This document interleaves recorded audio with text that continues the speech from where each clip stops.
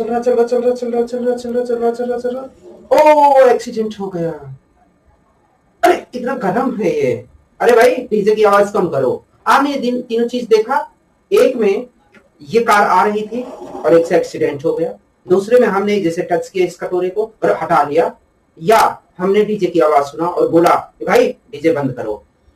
जो हमने सुना, देखा या महसूस किया और रिएक्शंस दिया, इन दोनों के बीच में लगने वाले समय को मतलब टाइम को रिएक्शन टाइम कहते हैं साइंस में। रिएक्शन टाइम का मतलब होता है कि हम किसी चीज को देखें, सुनो, ये महसूस करें और उसकी प्रतिक्रिया दें। जैसे तुम्हें किसी ने गाली दिया और तुमने तुरंत उसको थोड़ी देर के बाद उलटकर जवाब दिया, जो थोड़ी देर है मतलब जो टाइम पीरियड है उसे ही रिएक्शन टाइम कहते हैं। और रिएक्शन टाइम जो साइंस में होता है वो देखने का सबसे ज्यादा होता है। जैसे विजुअल का जो है मतलब देखने का 0.25 सेकेंड यानी 1 सेकंड का चौथाई होता है। ऑडियो का 1 सेकंड का छठवां भाग मतलब 0.17 सेकंड होता है।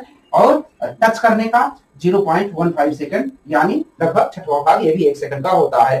तो टच करने का रिएक्शन टाइम सबसे कम होता है और विजुअल देखने का रिएक्शन टाइम सबसे ज्यादा होता है। तो जैसे सपोज करो कि ये दूरी है, ये आपके पास ये दूरी है कार, ये कार है ना, ये कार तक की दूरी है डी, ये कार तक की दूरी है डी, और ये यहां से चल रहा है और ये यहाँ पे आदमी क्रॉस कर रहा है रोड। तो क्या करेगा कि ये इसकी दूरी सपोज करो ये 1 सेकंड में डी दूरी तय करता है, तो 1 सेकंड में ये जो है ये कार्टून जो है 1 सेकंड में इसे रोड को क्रॉस करना पड़ेगा। 1 सेकंड से ही कम टाइम में तभी एक्सीडेंट से बच पाएगा।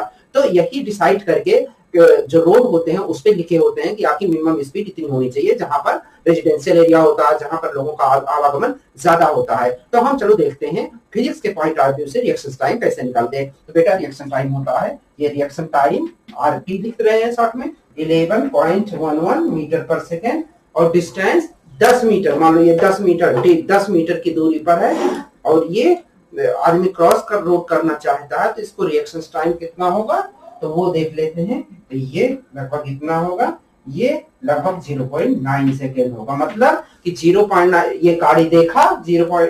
और रोड क्रॉस किया, इन दोनों का जो टाइम है वो 0.9 सेकेंड का होना चाहिए, तभी हम जो है इस रोड को सेफ्ली क्रॉस कर पाएंगे। तो रिएक्शन टाइम है। हम आशा करते हैं आपको ये समझ में आया होगा और आप जरूर इससे कुछ सीखे होंगे कि रिएक्शन टाइम क्या होता है, मतलब प्रतिक्रिया समय क्या होता है, और विजुअल का सबसे ज्यादा होता है, टच का सबसे कम होता है।